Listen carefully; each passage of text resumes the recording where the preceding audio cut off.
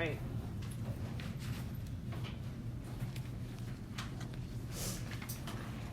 So as we begin digging into this, a random sample, when a random sample is selected from the population, we want a random sample that is representative of our population so that we can take the results from our sample and we can generalize those conclusions to our whole population.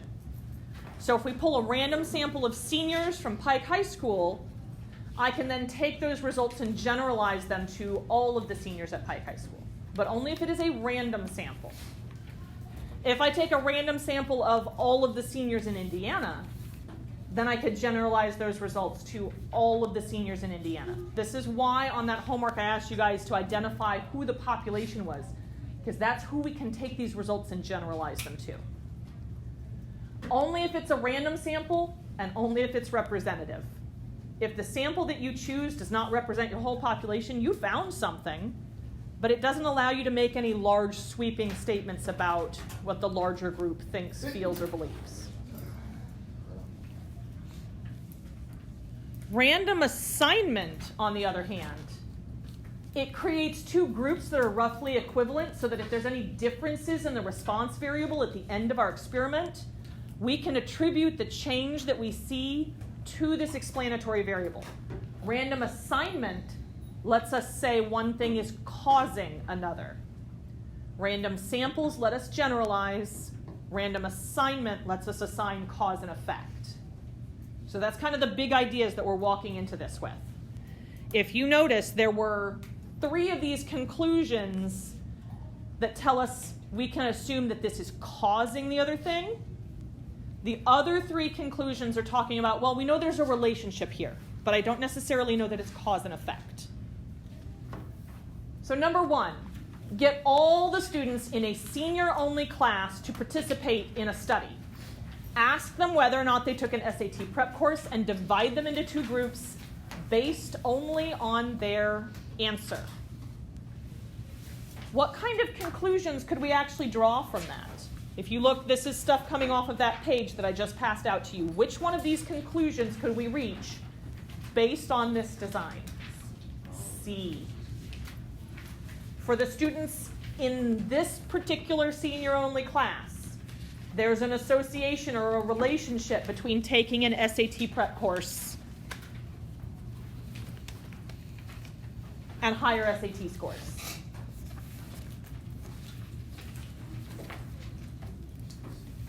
Did they choose a random sample? No. Were they using random assignment?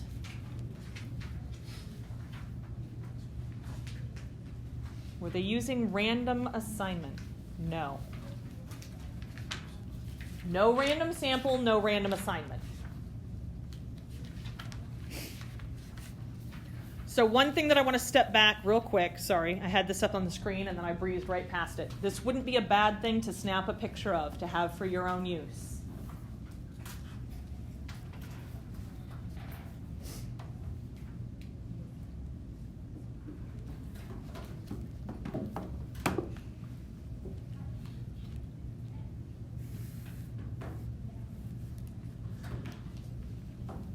So they use a word over and over and over in here that starts with an I. This word inference means I'm going to make assumptions or generalizations about something.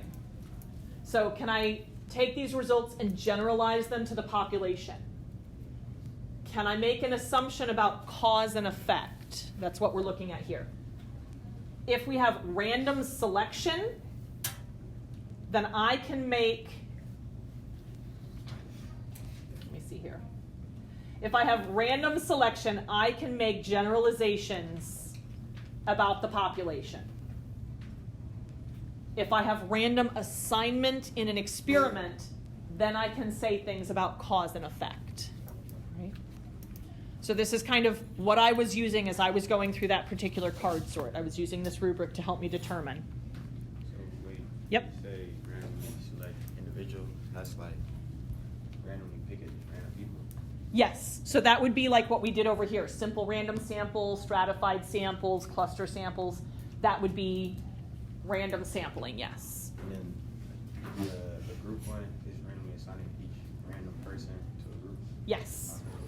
So random selection means from my whole population, I use one of the methods that we've talked about: simple random sample, cluster sample, stratified sample, systematic sample, to randomly select from my whole population with the goal of getting a representative sample. That's what I mean by this part over here with random sample. Random assignment comes into play when we are going to conduct an experiment.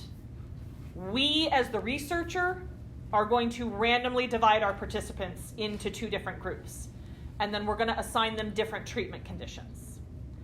When we talk about random assignment, we, as the researchers, are the ones doing the randomly assigning, not the participants. Does that make sense?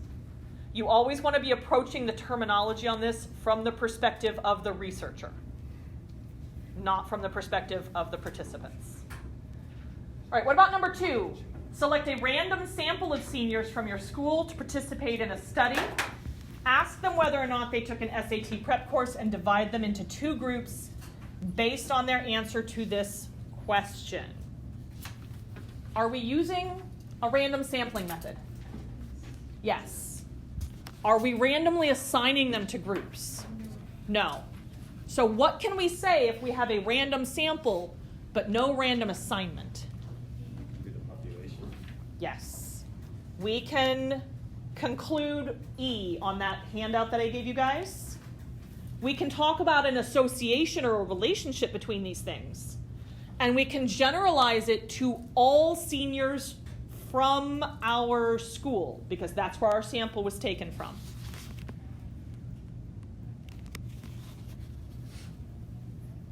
So we can generalize our results to all the seniors at the school.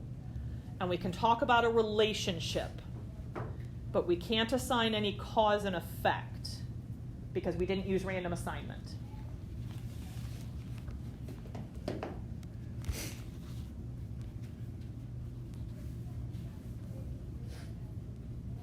Number 3, select a random sample of students who have taken the SAT from your school to participate in a study. Ask them whether or not they took an SAT prep course and divide them into 2 groups based on their answer to this question. Are we using random sampling? Yes. Are we using random assignment? No. So my conclusions are going to be similar to the one up above, but who's my population this time? Students, like the whole school. Students at your school that have taken the SAT. So we can generalize these results to all the students at our school who have taken the SAT. Which option was that? D. Can we talk about cause and effect? A. A. Why can't we talk about cause and effect? No random assignment. Because there's no random assignment. If I had a yes here for random assignment, then we could conclude choice D, cause and effect. Without random assignment, I can only make an association.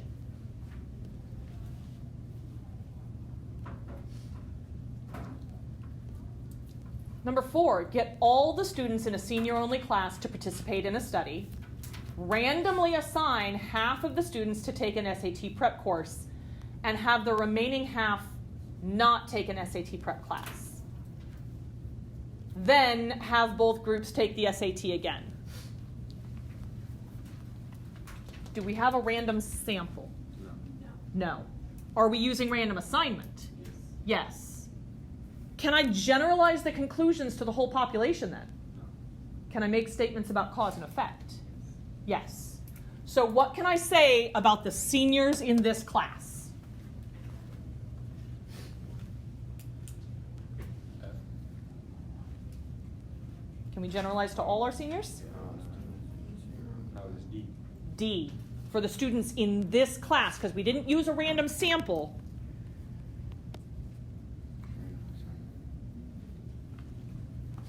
If I'm not taking a random sample, I can only talk about the people that I actually surveyed.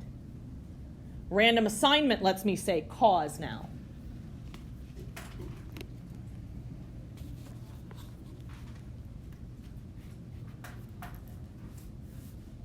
How is number 5 different from number 4? Those are random samples. Now I have a random sample. So now I'm going to be able to do what with these results? And you can generalize. I can generalize to what group? To all the seniors. If I take a random sample of seniors, then I can only generalize my results to all the seniors. Which option was that one? F.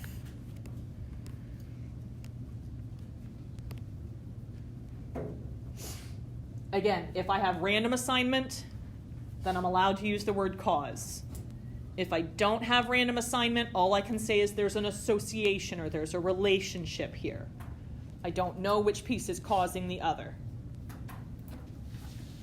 Process of elimination leaves us what for this last one? B. What's different about that piece?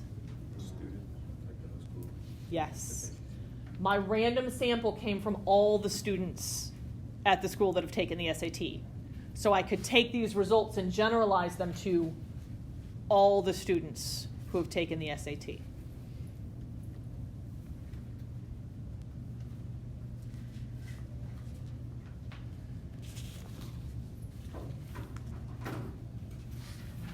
For those of you that completed the card sort, was it helpful to have the check page on there? Yes, okay.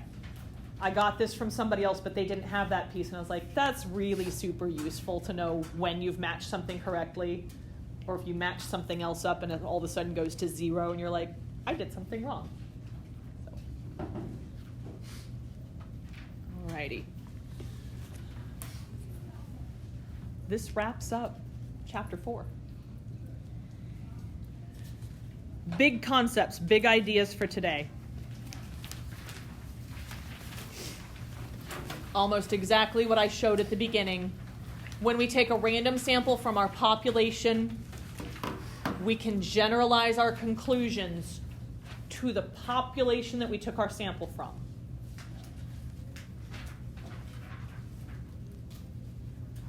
When we use random assignment, we can make comments about cause and effect.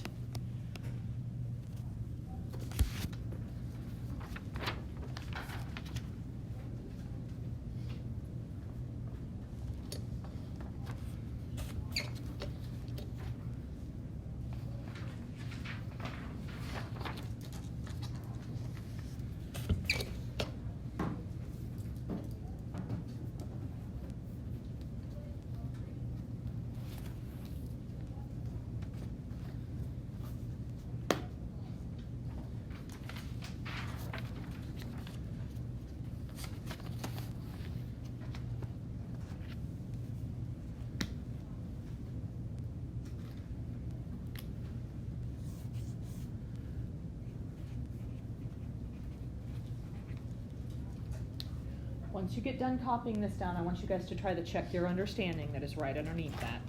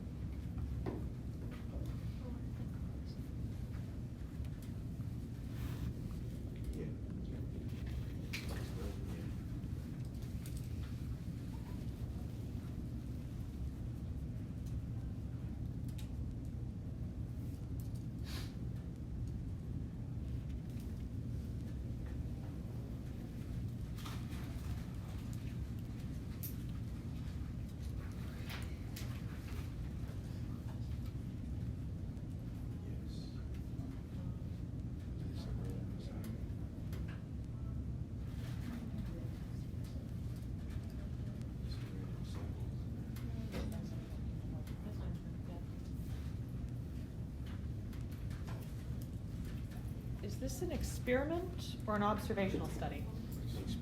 Experiment. Why? Yes, sir. Oh, sorry. He had a hypothesis and he tested it to see a conclusion. He had a hypothesis, he tested it. How do we, like, what does it take to test that kind of a hypothesis, Jenna? There was a random sample and a random assignment, which both allow us to show cause and effect. Yes. So it's the random assignment that allows us to show cause and effect.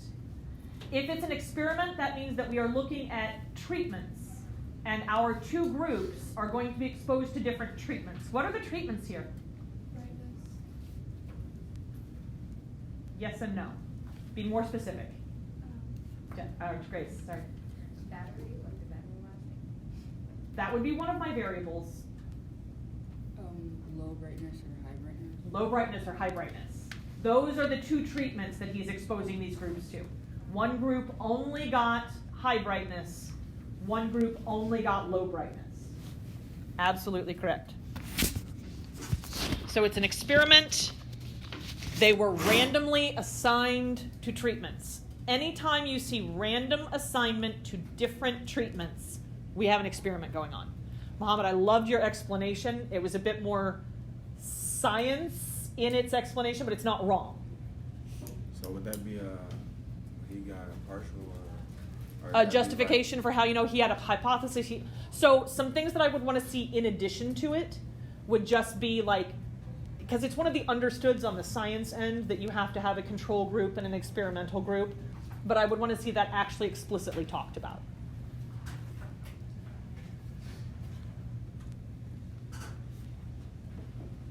What's the explanatory variable? brightness or high? Level of brightness, low or high. What's the response variable? iPhone percent. Yeah, battery life or percentage, yes. Amount of time until the battery is dead. There's lots of different ways you could actually word this, but the idea is we're trying to see how long it lasts. What are the factors? I didn't ask this, but it's shown up on the homework a couple times, and I've gotten a lot of really good questions about it. When I ask about what the factors are, those are going to be explanatory variables. Sometimes in an experiment, you're testing more than one explanatory variable.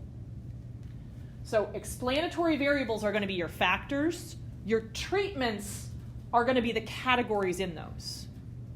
So we would have two treatments with one explanatory variable here.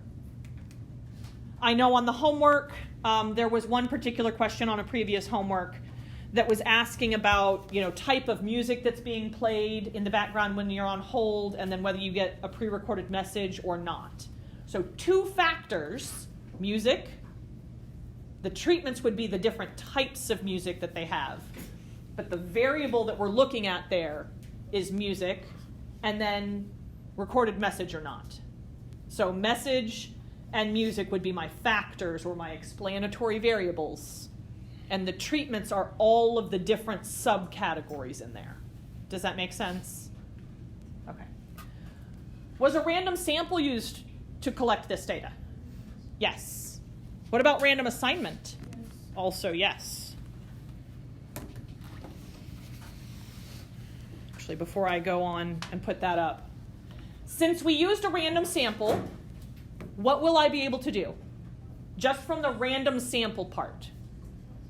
Make a conclusion. I'm going to be able to generalize this conclusion to the whole population. Because of random assignment, what will I be able to do? Show cause and effect. This one lets me talk about all the iPhones. Can I talk about all the iPhones ever produced? Why not? Does it say it was the newest?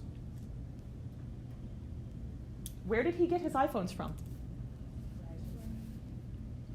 From all the different Verizons? No. This store? The one that he works at.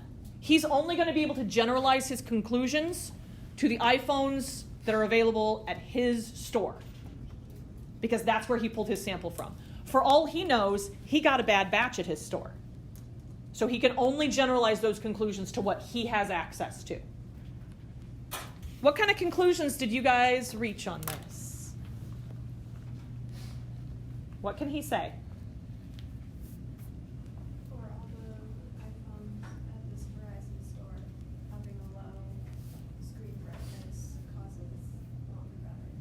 Yes. Yes. For all brand new iPhones from this store, because that's where he pulled his sample from, so he can only generalize his results to where he pulled his sample from. A low screen brightness setting caused increased battery time.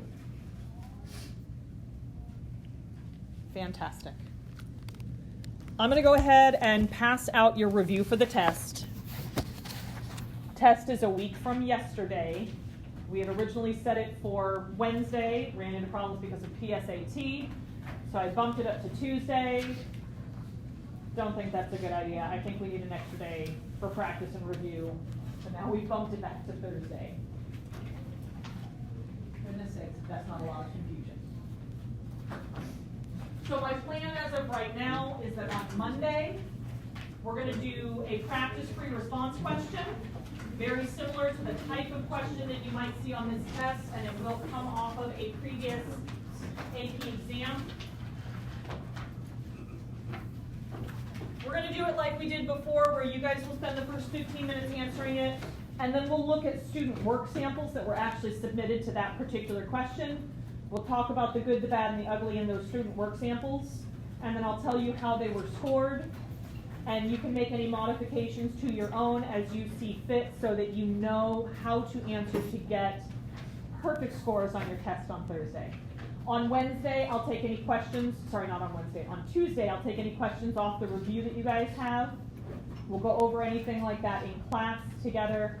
I won't see you guys on Wednesday because of the PSAT, but you'll have an extra day to study. I will make sure that Tuesday after school, my answer key for this is put up, so that you'll have my work to compare and contrast yours to. And then Thursday we'll do your test. All right? Still have to figure out Friday. I'm hoping to do something fun on Friday. So, do you guys have any questions for me? All right. We still have about 15 minutes of class time. You guys are welcome to work on this. Homework number 3 from this section. Canvas said it had a due date of today, but because this week has been so disjointed, I'm pushing that back to Monday as far as that due date goes. So I just changed that while you guys were working on the Check Your Understanding. Homework number 3 is due on Monday.